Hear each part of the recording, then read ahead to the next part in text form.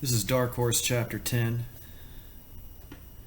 On a busy Wednesday 5 days later, the Win with Quinn motorcade, now lengthened to 6 cars, a truck, and 2 press buses, rolled merrily and often tardily through Ohio on Route 22.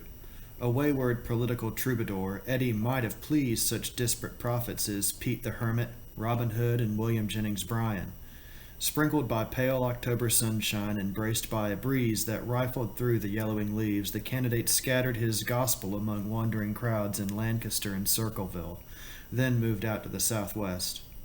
Eddie's spirits hummed as he watched the bronze countryside unfold through the windows of the bulletproof Electra 225. The car was tuned, the highway sound, the news good, his health stout, the weather crisp, and riding in one of the trailing staff cars was Congresswoman Kate Witherspoon. Eddie had been given to diagnose his own feelings. Eddie had been given to diagnose of his feelings.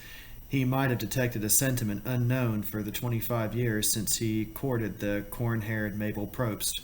At the time, he knew the feeling as love, a quicksilver emotion inclined to disintegrate under the strains of hair curlers, marriage, low wages, troublesome sons, buxom waitresses, moralizing priests, yard work, dirty dishes, bars, mortgages, poker nights, and the human condition.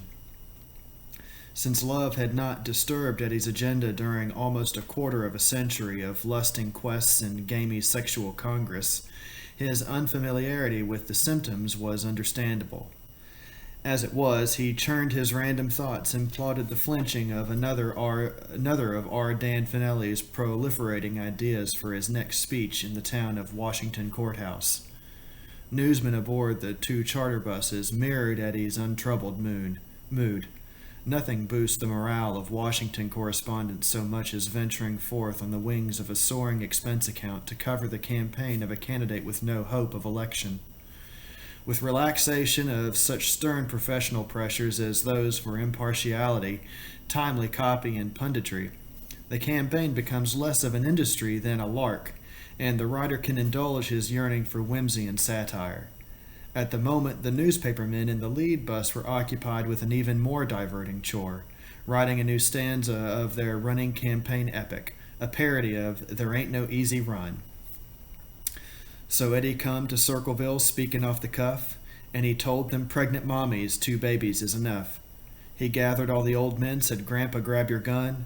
You're going in the army where there ain't no easy run."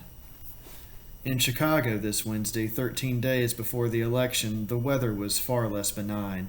A chill rain pelted the gusty loop and drove in slanting sheets along Michigan Avenue, rattling the windows of the venerable Chicago Club. There, 3 men whose mood was as gray as the overcast were conferring in a private dining room. The host was Charles Herron, and his guests were Theodore Witherspoon and Richmond Cuthbert.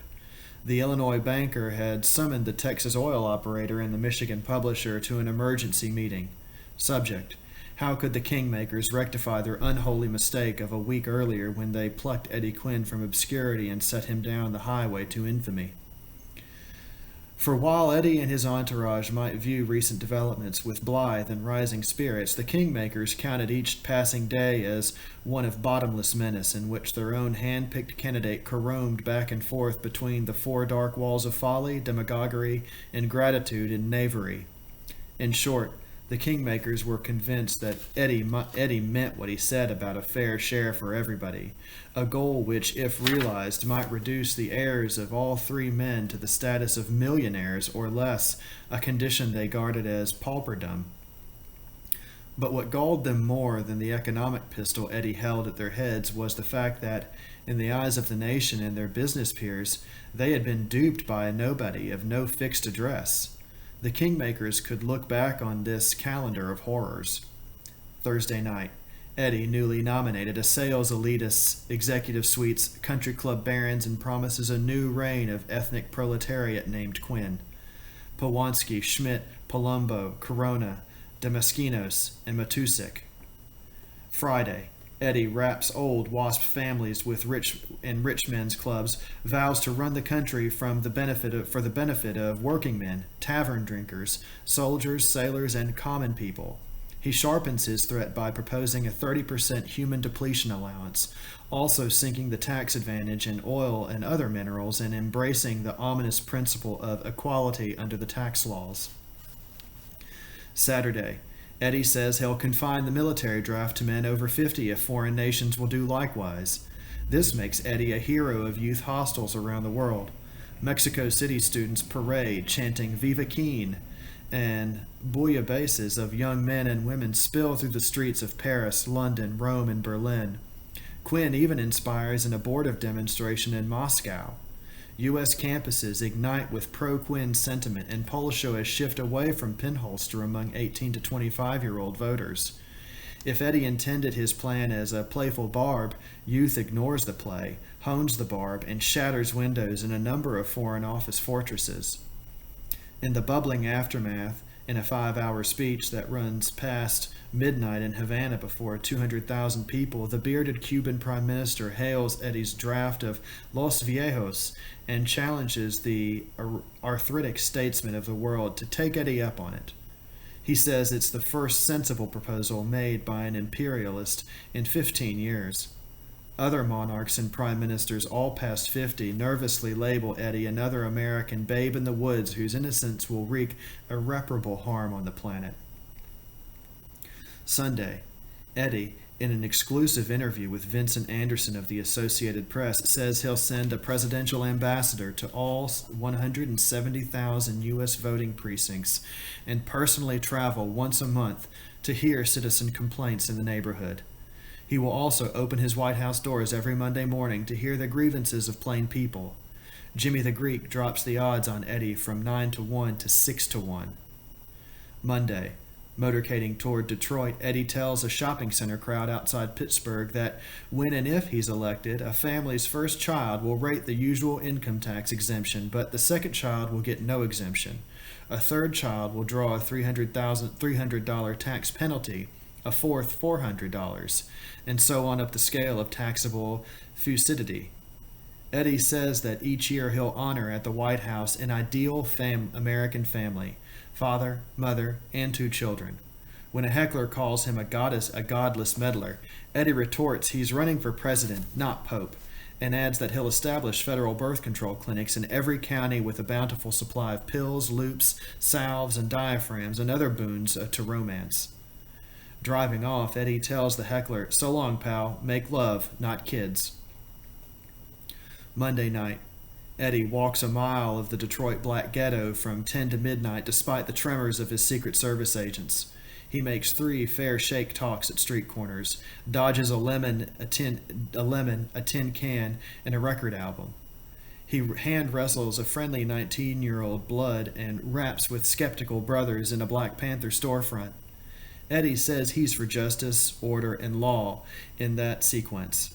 His official escort confined at first to Margot Hicks, his hotel neighbor, George Dawson, and 2 local black pugilists, swells to several hundred whooping citizens who managed to protect Eddie by routing the white newspapermen and cracking one of R. Dan Finelli's ribs.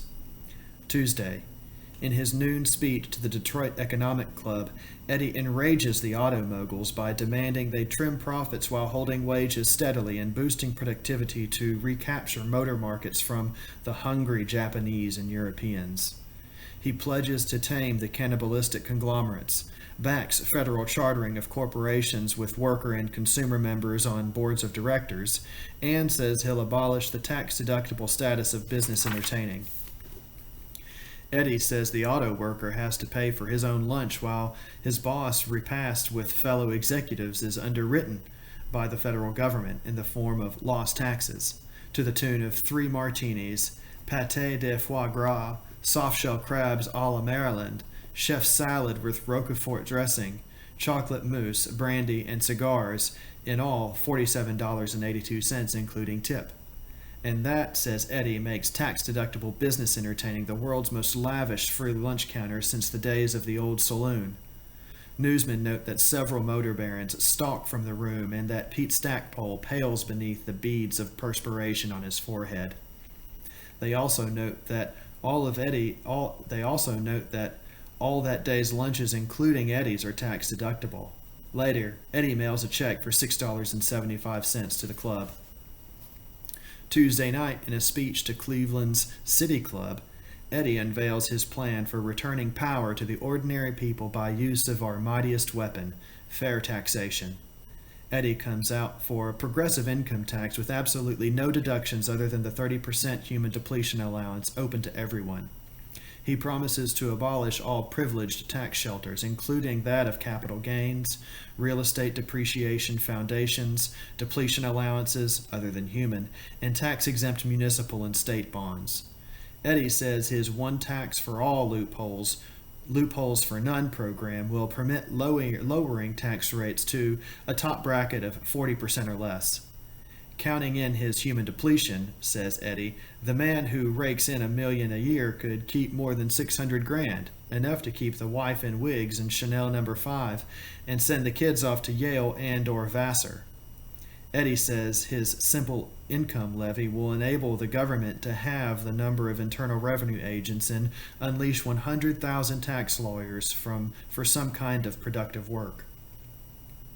Cries of anguish echo through the nation's executive corridors. A chain store president declares that Eddie is striking at the foundations, presumably tax-exempt, of the free enterprise system.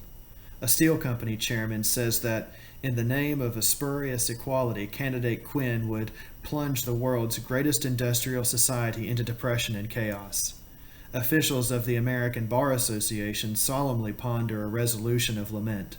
The staff director of the Senate's Internal Security Subcommittee dispatches 2 investigators to smoke out whether Eddie has hidden links with Maoists, Trotskyists, or the Viet Cong. The Kingdom and the Power, in a lead editorial, questions whether Eddie's refreshing populist stance is being gutted by naive and reckless statements about the complex economic fabric of America.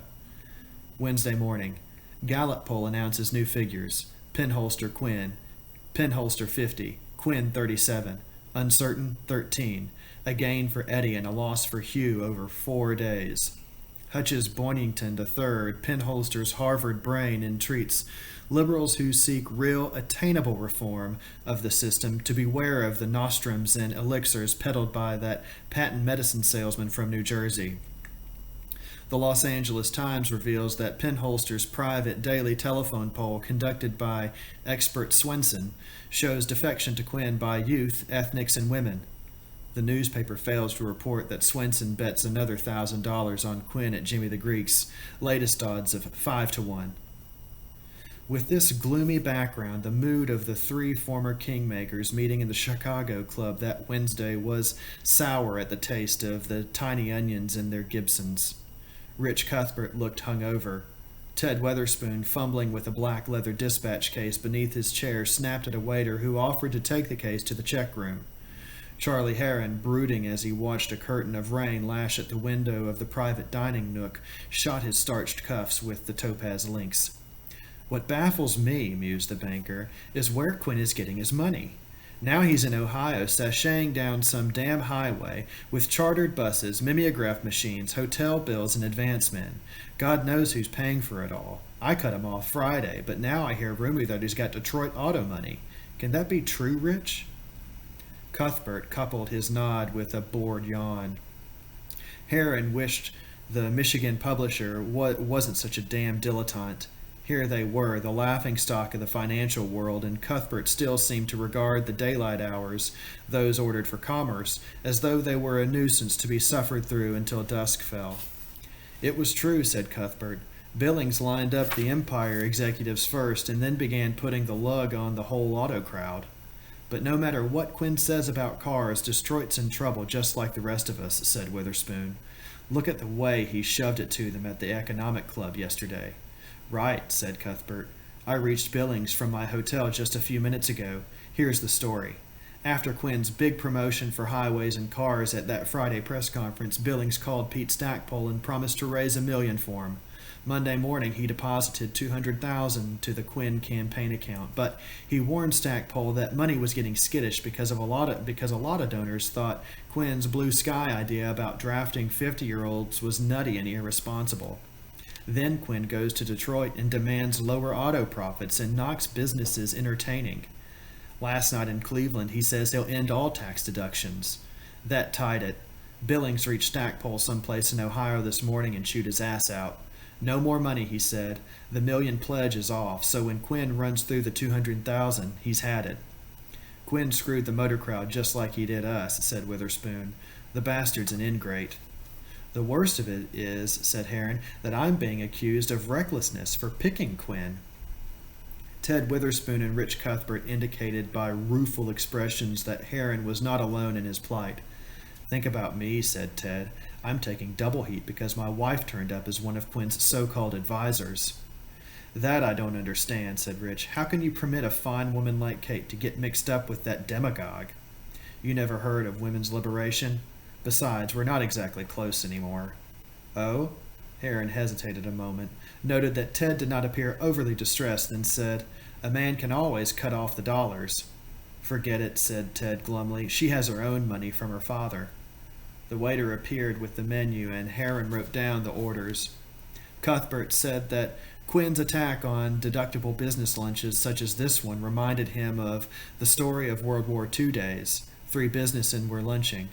A said he'd sign for the $15 check since the lunch would only cost his company $7.25 because the high corporate tax bracket. B said no, he'd pay the tab because his company was paying an excess profit tax. Thus, the lunch would cost the head of office but $3.10. Hell, argued C, let him pick up the check. Since his company was on a cost plus fixed fee war contract, he could make $1.50 on the meal. Very funny, Rich, said Witherspoon. Neither he nor Heron so much as smiled politely. Let's get down to business, said Heron. How can we fix this guy Quinn's wagon but good? Well, I've been doing some serious thinking, said Cuthbert, as though this possibility might never have occurred to his friends. Suppose the worst happens and through some freak break Quinn wins the election. It won't happen, but just suppose. We ought to be prepared for the worst. Well, I come up with a solution in one word. He paused. Electors. Great minds, etc., said Heron. He leaned forward and his eyelids lowered. I've been on the same track. I see the possibilities, said Witherspoon. Outside oil and money, nothing so fired Ted Witherspoon's imagination as political intrigue. For these men experienced in the rules of politics, the possibilities did not have to be spelled out. Under the Constitution, the Electoral College, not the voters, elects a President of the United States. On Election Day, the voters in each state ballot for a slate of electors, pledged to a candidate. Later, the winning slate votes for a president. Though bound by custom to a candidate, the electors legally can vote for anyone. Occasionally, an elector breaks the traces and votes for a candidate other than the man who carried the popular vote in his state. Efforts to abolish or reform the Electoral College system have failed repeatedly in Congress. Within the party, most electors were selected from the ranks of the faithful, at the same time that delegates to the National Convention were picked. This year's electors had been named weeks ago, all pledged to vote for the convention nominee. Alas, Senator Hudson, the convention's choice, had been called to higher, if less definitive duties. Now, only partisan allegiance bound the party's electors to support Edward Nicholas Quinn, a man selected not at the convention, but by the National Committee. You know damn well, said Cuthbert, that plenty of Quinn electors are feeling just like we are today. And their moral obligation to support Quinn in case he wins, the popular vote is pretty thin, said Heron. Hell, it's non-existent, said Witherspoon. Cuthbert pulled a sheet of paper from his inner breast pocket and donned the black-rimmed reading glasses. I had my secretary get from the National Committee a list of all of our electors. I ran through the names on the plane this morning. Outside Michigan, where I know all of them, I knew a couple of dozen scattered around the country. He tapped the paper. For instance, in Missouri, one elector is the biggest minority stockholder in my St. Louis TV station. Name's Bob Shafran. Good man. Solid. We understand each other. Cuthbert's quiet smile hinted at a rapport surpassing that of blood brothers, rooted in the common soil of dividends and balance sheets. Ted Witherspoon's reaction was quick, though his tone was as ponderous as ever. Great idea. He turned to Heron. Charlie, we ought to spot our friend on that list too. Then, if worse comes to worse, we can help them see the light. Heron nodded. I'm with you. We ought to be prepared. No good in a landslide, of course, but if Quinn won by a close one, we probably could finger enough electors to throw the election to Penholster. The men fell silent, each brooding in his own way over the ignominy of plotting to defeat the very man that they, in a late sleepless hour of colossally defective judgment, had foisted on the National Committee. That the beneficiary of their scheme would be Hugh Penholster, a man they rated as an erratic lightweight who toyed with hazardous reformist notions, only deepened their dolor. Frankly, I'm not worried about a Quinn victory. Heron turned his gaze from the streaming window which rattled under the onslaught of the rain. He's gained some, sure, but most voters on election day just won't buy a wild man like him. Hell, the same people he attracts with his soak the rich gambit are put off by his anti-baby pitch and that crap about drafting men over 50. The banker paused while he forked up another slice of his quiche Lorraine. The real damage being done is Quinn's campaign itself. Every time he comes up with another simplistic idea that has popular appeal, it tends to push Penholster and a lot of congressional candidates further to the left. Christ, did you see what Shelby Ewing said yesterday? The party's vice presidential candidate, touring California with the well-financed congressional task force, told newsmen that while he could not endorse Quinn's wholesale attack on the tax laws, he did favor a careful scrutiny of certain tax shelters to determine whether they contribute to the nation's productivity. It was fairly mild stuff, said Cuthbert. It doesn't commit him to anything, really. That's not the point, Rich, countered Heron. Shelby's rock-ribbed. You know that. And when he even goes that far, it shows the impact Quinn is having. Witherspoon, agreeing, recounted suspiciously egalitarian remarks made by several conservative candidates in Texas. Cuthbert conceded the appearance of a few telltale spots on the otherwise healthy epidermis of the party in Michigan. It's like smallpox, said Heron. Pandering for votes that way is contagious. Before you know it, you've got a goddamn epidemic underway. Electing that pinko Penholster is bad enough, but the country returns a Congress that's infected with Quinn disease. Brother, watch out. Quinn's got 13 more days to babble, Cuthbert frowned. Question is, how do we shut him up? Even if he runs out of money, he can still talk to the press in TV every hour to the hour. Every man's vulnerable, he argued. Ordinarily, I don't go for personal snooping, but this is an emergency. I think we ought to hire the best private detective outfit in the country and have it dig up everything possible on Quinn. For once, I'm ahead of you, Charlie. Witherspoon's glance was one of pride. I've got a little present here for you. The oil man reached under his chair and pulled the black leather dispatch case to his lap. He snapped it open and withdrew 3 sheafs of flimsy green paper. He passed a copy to each of his accomplices. I hired the Blue Star Agency here in Chicago on Monday. His brisk, efficient tone waved all compliments to his foresight. Steve Kipke's the best in the business. It's costing me $2,400 a day, but it's worth it. Steve put 10 men on the assignment. This is the first report. Hereafter, I'm to get 1 a day by phone. Just run through this stuff. The trio began reading through 4 pages of closely typed material. Heron sipped nervously at his coffee as his eyes sped through the text. Witherspoon made marginal notes with a pencil. God, this isn't just Quinn, said Heron with some awe. It's his wife, sons, mother, and everybody on his campaign staff. Right, said Witherspoon spoke without lifting his eyes from the page. I figured time is short and we ought to come up with some maximum firepower. Of course, I hope that after reading this you'll split the cost with me. Okay, agreed Heron. Bill me for a third, said Cuthbert. I deleted some material on my wife, added Witherspoon. Nothing pertinent, really. I hope you don't mind. Heron and Cuthbert gallantly disavowed any interest in Kate Witherspoon, and Cuthbert even hastily turned over the last page to make sure nothing derogatory to the Congresswoman remained on the record. It looks like Stackpole's in trouble, noted Heron. He pointed to a paragraph on the campaign manager. Stackpole, Peter D., heavily in debt after buying oil stocks on margin, was assured of $200,000 worth of fee from syndicates seeking racetrack charter in North Jersey, but legislature has failed to act. Borrowed against expected fee from Essex Mercantile Bank in Newark. Has $75,000 signature loan at favored 5.5% interest. Stackpole in arrears on interest payments. We do business with Essex Mercantile, said Heron. I'll check the list of our offices. An interesting item on Quinn, but not very useful. Quinn, Edward N., a turnpike subordinate of Quinn, Jack R. McGowan of Plainfield, New Jersey, says that on July 17th at 3 a.m., while a passenger in an Impala sedan driven by Quinn, stopped by a state policeman on New Jersey Turnpike. Trooper clocked Quinn at 93 miles an hour, says McGowan, but released him without charge when Quinn showed credentials as Turnpike Commissioner.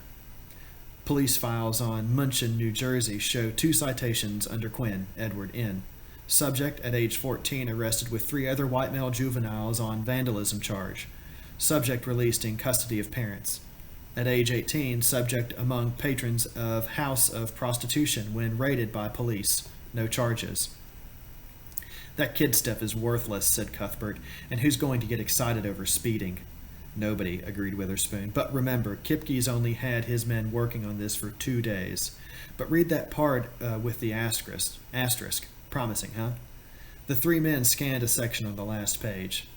Asterisk. Quinn, Alfred E., 24, son of Edward N. Quinn, manager of bowling alley, Long Lanes on Division Street, Chicago. Young Quinn and wife Irene, 25, are subscribers to Underground Magazine, Sincere Swingers, and hold Box 103 at said publication. Classified ad in June issue read, Wanted. Inventive under 30 couples, white or black, for 8-some weekends at apartment of exploring mates. Ideal for those with interest in visual arts. Films, Polaroid stills, no leather. Write Buck and Doe, Box 103. A classified ad in the same publication, August issue, read, Attention Puss in Boots. Do you still want full reel negatives of Big July 8-some action? Our library overstocked. Reply Buck and Doe, Box 103. Puss in Boots holders of Box 28 at Sincere Swingers identified as Connie Rivers, 26, black stenographer, and Elroy Kimball, white insurance adjuster, 27. Interviewed Kimball for $100. Kimball says that he and Miss Rivers share interest in extending human sexual frontiers. For additional $75, viewed reel of July 8-some action on Kimball's projector, but frames involving Buck and Doe have been excised. Kimball vague about disposition in said frames. Mentioned that Buck's father thought to be prominent public figure and suspects that negative with said frames quite valuable. Swinger code strict about selling visual arts to straights, but Kimball furtive type who needs money. Note to client from SK. Involvement of Alfred Quinn and wife Irene in sexual orgies is beyond doubt, but also beyond proof unless the negative can be obtained. Our belief is that Kimball already has sold negative to unknown parties and that he will not disclose identity of buyer except at considerable price. Please instruct. Let's get it, said Heron. No, Charlie, leave it alone. Rich Cuthbert looked uneasy. That's seamy business going after a father because his son is romping around in group sex. Besides, what would we do with the film? Give it an X rating and show it to the first run in houses? Think of the leverage we'd have on Quinn, insisted Witherspoon. Put yourself in Quinn's place when he's told about the negative. Wouldn't you be willing to trade for the film, say take it easy on the tax bit? Maybe, but if I know Eddie, he'd bust the blackmailer in the mouth first, and I wouldn't blame him. But he'd have to deal with us, said Heron. Almost any father would, especially one running for president. Damn it, Rich, I want to nail this bastard to the wall. We could be playing for bigger stakes than you think, Rich, said Witherspoon. Charlie's right about the possibility of a soak-the-rich epidemic. I hate to say it, after helping to nominate him, but Eddie Quinn could turn out to be one of the most dangerous politicians of the century. Okay, tell Kipke to go ahead then, said Cuthbert. He dipped into the finger bowl and dried his fingers with the napkin. But keep my name the hell out of it, Ted. Publishing isn't the same business as oil. Don't worry, said Witherspoon. We don't have to confront Quinn at Broadway and 42nd at high noon. There are ways. Cuthbert fussed with the table silver. Say, why don't we hire some hecklers to dog Quinn's motorcade? Good idea, Heron agreed. But reverse it. What about getting some crazies, a bunch of far-out kids to mix with Quinn crowd and pretend they're supporters? I like that, said Ted. The kind of kids who will offend the very people Quinn is trying to reach. Listen, how about this? Suppose. They plotted for another 10 minutes, and when they left the club separately, at intervals, the three men bore themselves with dignity, confident they had served society well. They had isolated the common threat, committed a family treasure to the defense of the Commonwealth, and were preparing, with only modest attention to personal peril, to meet the barbarian at the gates. Eddie Quinn got the word about the sudden dropout of the automobile industry contributions shortly after arriving in Washington Courthouse, a town celebrated in political footnotes as that in which Harry M. Daughtry, Attorney General in the Harding administration, destroyed incriminating bank records during the Teapot Dome scandals. Pete Stackpole delayed informing the candidate about the radical change of heart by the motor executives for fear of further inflaming Eddie's already fiery oratory on the normally dreary subject of taxation. Now Pete told Eddie as he sauntered out of the Bray's Corner news store after buying a paper and possibly grossing 5 votes by shaking hands with the owner and 4 customers. "You had to expect it, Eddie, after your last blast at the Economic Club," said Pete, "unless you don't realize yet who makes the big contributions and why." "I know how the game's played." Eddie showed no great concern. He plowed along the sidewalk, nodding to pedestrians and waving to motorists. "How much longer can we run on the 200 grand, Pete?" "Maybe a week like this. That campaign staff back in Washington costs like hell." "Well, let's see what we can do about it." Eddie crossed the main street and headed for the Fayette County Courthouse, where a bunting-draped wooden platform, hastily arranged by an advance man, awaited him. To the surprise of Eddie and the troop of staffers, journalists, photographers, and nondescript camp followers tagging along behind him, a crowd of perhaps 1,500 people had gathered beneath a coppery foliage on the courthouse square. Eddie's audiences had been growing perceptibly by each day.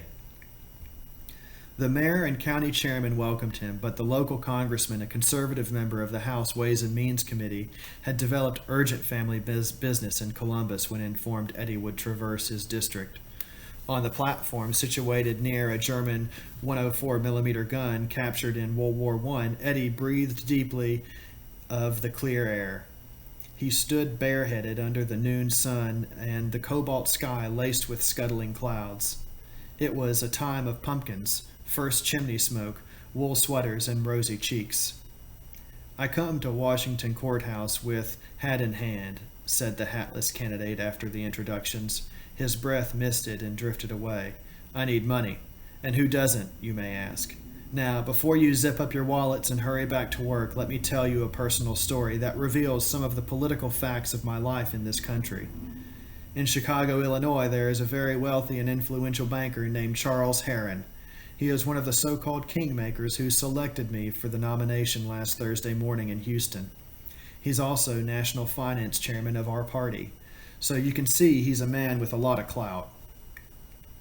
Eddie described his confrontations with Herron over campaign funds in exhaustive detail, including Herron's grudging allotment of $101,100,000 to Eddie on the night plane from Houston to Washington, his angry cancellation of all funds the next day, and his threat to deprive Eddie of resources for lesser campaigns, such as dog catcher.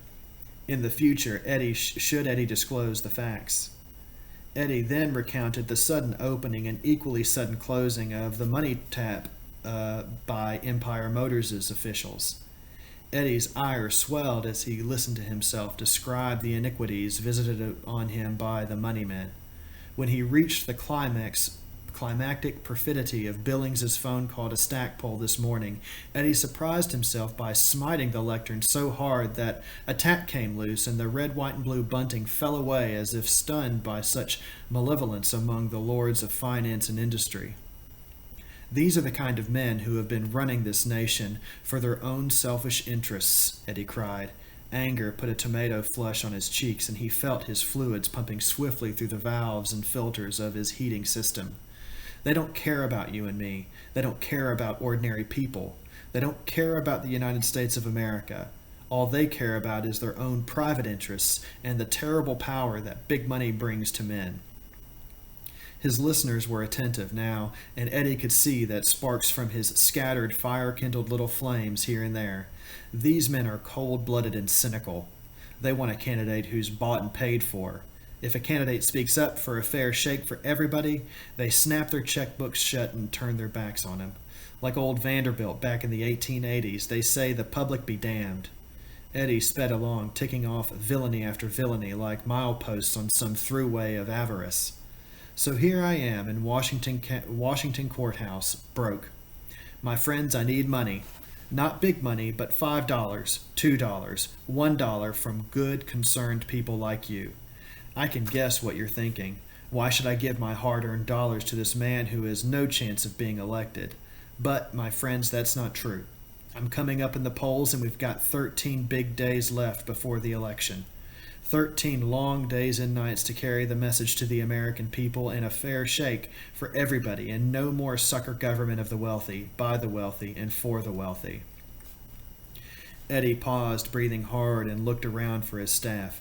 Kate, R. Danny, Teague, Margot, grab a hat or a shopping bag and circulate out there while the voters of Washington Courthouse give their dollars to the first real people's campaign of this country. Caught unaware, the campaign assistants hesitated. Then Kate Witherspoon, chic in modish fall coat with lynx collar and cuffs, lifted Hunk Jenwinski's worn felt hat off his head and stepped into the crowd. R. Dan Finelli removed his short-visored cap and held it out to those nearest to him. Teague Churchill emptied the contents of her macrame bag into the pocket of her corduroy jacket and began circulating. Soon, all the Quinn staffers, toting a variety of receptacles, were moving through the throng. Eddie kept up a running patter. No $100 bills, folks, are necessary. 10 is wonderful. 5 is great. And a $1 picture of George Washington, God bless you. Help me buy just 1/2 an hour on national television so I can tell the whole country what you've just heard. If you'd rather do it by check, send it to the Eddie Quinn Campaign, 1140 Connecticut Avenue, Washington, D.C. We've got the national press with us here, folks, and let's see if they can carry the story of old banker bandit Charlie Heron to everyone from Maine to California. Let's see if they tell people the truth that the big money crowd has yanked the rug from under Eddie Quinn and that we need contributions from all the plain people who, like me, are fed to the teeth with being ordered around and deprived of a fair shake by the country club set, the fancy expense account executives, the private plane and yacht crowd, and the slick oil and gas gang who pay less in taxes because you people here in Washington Courthouse pay more, way more than your share. Now, settle for 2 bits, Eddie? Yelled a rough voice that fetched a friendly laugh. Thank you for 2 bits, Eddie replied. We'll take nickels and dimes. As a matter of fact, if you think I'm not worth 2 cents, then just drop a penny in the hat. I promise you this, fellow Americans. Whatever you invest in Eddie Quinn, it will be one of the soundest buys of your life, because if I'm elected, we're going to have a fair shake, and that means a 30% human depletion allowance for every single taxpayer. Share and share alike. He shot his right arm up and out of his favorite campaign gesture. With thrusting palm and spread fingers, it became the leader's appeal for an advance toward the lush valleys of a brighter tomorrow. As Teague worked her way over the courthouse lawn, a heavy-set man in work boots told, and an old army jacket said, "Here's a penny for your thoughts." He dropped the coin, then let a $5 bill flutter into her bag. "A fin for Eddie Quinn," he added. "A fin for Quinn," Teague shouted toward the platform. "That's right, friends," said Eddie. "If every working man and woman in the country sends a fin for Quinn to campaign headquarters at 1140 Connecticut Avenue, Washington, D.C., we'll chase that rich special interest gang down to Brazil where they belong." When the crowd began to disperse and Eddie made his adieus to local dignitaries, Phil Liccardo advised that they lunch in town to afford newspapermen the time to write and dispatch their stories, and let TV crews hire a pool car to drive videotapes to network outlets in Cincinnati. Eddie lunched in Bryant's restaurant, home of the good roast beef, ordering his usual ham and cheese on rye, while Pete Stackpole and Kate Witherspoon counted the campaign loot in an office off of the First National Bank of Washington Courthouse. An hour later, the caravan rolled out of town on Route 22, headed for the next speaking stop in Wilmington. Eddie sat with Stackpole in the rear of the Electra 225, while Oscar Baker drove with Flannery beside him. A canvas money bag of the First National Bank rested on the floor between Stackpole's feet. "How much, Pete?" Eddie was watching the rusty landscape, neat, open fields, corn shocks, patches of flaming woodland, and the black soil of southern Ohio. A damn good haul for your first pitch in a town that size. 12,000 plus. You've got to be kidding me. Well, yeah, partially. To be exact, you collected $2,207 from Washington Courthouse, including $5 from the bank teller who supervised accounting. I thought you said 12,000 something. I did. Stackpole reached into his breast pocket and withdrew his wallet and handed a folded slip to Eddie. It was a personal check on the Republic National Bank of Dallas, Texas, bearing the printed legend, Theodore or Catherine Witherspoon, Highland Park, Texas. It was dated October 20th, made out to the Eddie Quinn campaign in the amount of $10,000 and signed by Kate Witherspoon in a firm, looping script. That's a joint account, Eddie. That's a joint account. Eddie felt strangely unsettled. It sure as hell is, said Pete, and I'd like to see Ted's face when the canceled check shows up next month. I'll thank her at the next stop, but Eddie felt less gratitude than a sense of somehow diminishing in size. Perhaps if she had given $50, but $10,000?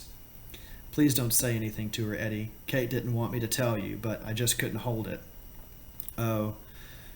For some reason, he could not fully analyze this piece of information restored his emotional balance. Kate had signed herself into a fiscal duel with her husband, but had taken pains not to place Eddie under obligation by informing him. She would not play Lady Bountiful, handing out goodies to the needy. 10 grand and not a deductible, said Pete respectfully. Hell, she'll even have to pay a gift tax on it, or Ted will. The thought of Ted Witherspoon paying the government for the privilege of financing Eddie's attacks on all the nation's Witherspoons appealed to Stackpole's sense of irony. He dug Eddie with his elbow. You know something, Eddie? I find I don't miss Ted and Charlie and the rest of those characters a bit.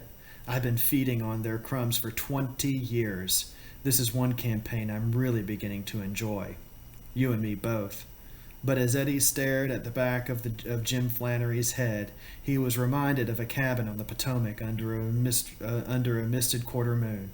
It was good to fight back at the men who picked him, then dumped him, but it was even better to recall Kate, fully and yielding, in his arms.